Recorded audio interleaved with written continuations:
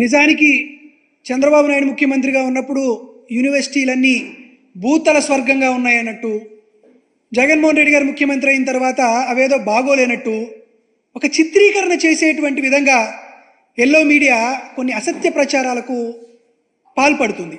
SV university vice chancellor ఛాంబర్లోకి వెళ్ళి ఆయన్ని దుర్భాషలాడి ఆయన్ని దూషించడం ప్రక్షాళన అవుతుందా?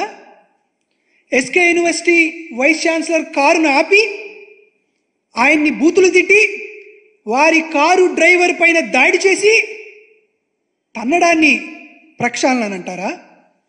ఆంధ్ర యూనివర్సిటీలో వీసీకి రిజిస్ట్రార్కి తెలుగుదేశం పార్టీకి సంబంధించినటువంటి నాయకులు ఫోన్ చేసి మిమ్మల్ని అత్యంత పాశవికంగా నడి రోడ్డు మీదే హత్య చేస్తామని బెదిరించడం ప్రక్షాళన అవుతుందా? లేదా మహానేత వైఎస్ రాజశేఖర రెడ్డి గారి విగ్రహాలని యూనివర్సిటీ క్యాంపస్ నుండి తరలిస్తే అది ప్రక్షాళన అవుతుందా? జేఎన్‌టీయూ అనంతపురం చూద్దాం.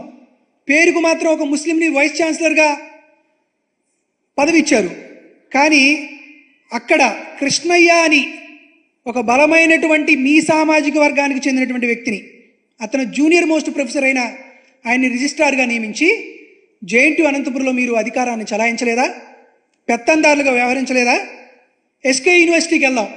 ఎస్కే యూనివర్సిటీలో సుధాకర్ బాబుని వైస్ ఛాన్సలర్గా వేరే వాళ్ళు ఉంటే సుధాకర్ బాబుని రిజిస్ట్రార్గా చేసి, మాసినేని రామయ్యని ఎగ్జిక్యూటివ్ మెంబర్లుగా చేసి, వైస్ ఛాన్సలర్ని డమ్మీలుగా చేసి వారి ప్రతిష్టను దిగజార్చి పెత్తనం చేసినటువంటి విషయాన్ని మీరందరూ మర్చిపోయారా అని మేము అడుగుతున్నాం. జగన్మోహన్ రెడ్డి గారు వీసీలని అదేవిధంగా యూనివర్సిటీలను అత్యున్నత స్థాయికి తీసుకెళ్లిన విషయాన్ని మీ అందరికీ మరొకసారి గుర్తు చేస్తున్నా.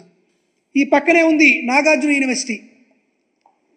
ఈ నాగార్జున యూనివర్సిటీలో చంద్రబాబు నాయుడు గారు ముఖ్యమంత్రిగా ఉండగా రోసయ్య అని ఒక బలమైనటువంటి సామాజిక వర్గానికి చెందిన వ్యక్తిని రిజిస్ట్రార్గా పెట్టి అక్కడ ఉన్నటువంటి వీసీని డమ్మీగా చేసినటువంటి వైనాన్ని ఆంధ్రప్రదేశ్ రాష్ట్రంలో ఉన్నటువంటి ప్రతి ఒక్కరికి ఇంకా గుర్తుందనే విషయాన్ని ఈ సందర్భంగా గుర్తు చేస్తున్నా. నాగార్జున యూనివర్సిటీలో Telugunadu student federation TNSF Telugudesam party విద్యార్థి విభాగానికి సంబంధించిన వాళ్ళు నారా లోకేష్ గారి జన్మదిన వేడుకలు యూనివర్సిటీలో చేసినటువంటి వైనం. జగన్మోహన్ రెడ్డి గారు ఉన్నప్పుడు ఎన్నో సంస్కరణలు తీసుకొచ్చాం, విద్యా విధానాల్లో మార్పు తీసుకొచ్చాం, ఒక పారదర్శకత తీసుకొచ్చాం. ఎగ్జిక్యూటివ్ కౌన్సిల్లో 50% మహిళలకే ఉండాలి అనేటువంటి ఒక చారిత్రాత్మకమైనటువంటి నిర్ణయాన్ని జగన్మోహన్ రెడ్డి గారు తీసుకొచ్చారు. ఇవన్నీ తీసుకురావడం వల్ల ఈరోజు మీ అందరికీ ఛాలెంజ్ చేసి చెబుతున్నా, ఇది national assessment and accreditation council NAAC వాళ్ళు ఇచ్చుతున్నటువంటి గుర్తింపుకు సంబంధించినటువంటి వివరాలు. ఆంధ్రప్రదేశ్ రాష్ట్ర చరిత్రలో ఎవరికీ రానంతగా 209 సంస్థలకు NAAC అక్రిడేషన్ ఇచ్చినటువంటి వైనం. మైక్రోసాఫ్ట్తో ఒక MOU కుదుర్చుకొని 1,25,000 మందికి కొన్ని కోర్సులను ప్రొవైడ్ చేసేటువంటి అవకాశం కల్పించాం. ఎడెక్స్ లెర్నింగ్ ప్లాట్ఫామ్ తీసుకొచ్చి విద్యార్థులకు ప్రపంచ స్థాయిలో ఉండేటువంటి టెక్నాలజీని పరిచయం చేసి వాటిని ముందుకు తీసుకొచ్చే కార్యక్రమం చేశాం. అదేవిధంగా హార్వర్డ్, స్టాన్ఫర్డ్, MIT, ఆక్స్ఫర్డ్ వంటి గొప్ప విశ్వవిద్యాలయాల్లో ఉన్నటువంటి సర్టిఫికెట్లు కూడా నేరుగా విద్యార్థులకు ఇచ్చేటువంటి కార్యక్రమం చేశాం.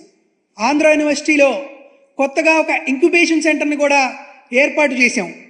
ఇవన్నీ చేసిన తర్వాత జగన్మోహన్ రెడ్డి గారు ఎన్నో క్రియాశీలకమైనటువంటి వ్యవహారాలను యూనివర్సిటీలో తీసుకొచ్చే కార్యక్రమం చేస్తే, యూనివర్సిటీలో వైస్ ఛాన్సలర్ మీద దాడులు చేయడం, వారిని చంపుతామని బెదిరించడం, వారి పైన అత్యాచారాలు చేయడం, వారిని నడి రోడ్డు మీదే ప్రొఫెసర్లు అనేటువంటి ఇంగిత జ్ఞానం లేకుండా దాడులు చేయడం, వారి ఆస్తులను ధ్వంసం చేయడం, నేరుగా వెళ్ళి వైస్ ఛాన్సలర్ ఛాంబర్లో కుర్చీలోనే ఉన్నటువంటి వీసీలను కూడా చొక్కా పట్టుకొని బయటికి లాక్కొచ్చేటువంటి ఒక సంప్రదాయాన్ని RGUKTలో కానీ, YSR architecture and fine arts యూనివర్సిటీలో కానీ, విజయనగరం JNTU గురజాడ యూనివర్సిటీలో కానీ సుమారుగా 700-800 పోస్టులు మంజూరు చేసినటువంటి చరిత్ర జగన్మోహన్ రెడ్డి గారికి దక్కింది. కాబట్టి మీరేదన్నా కొత్త యూనివర్సిటీలు నెలకొల్పి వాటిల్లో పోస్టులు మంజూరు చేసి విద్యార్థులకు మేలైనటువంటి సాంకేతిక విద్యను అందించే కార్యక్రమం ఏమన్నా చేస్తే మీకు వచ్చినటువంటి ఓట్లకు కానీ, మీకు వచ్చినటువంటి సీట్లకు కానీ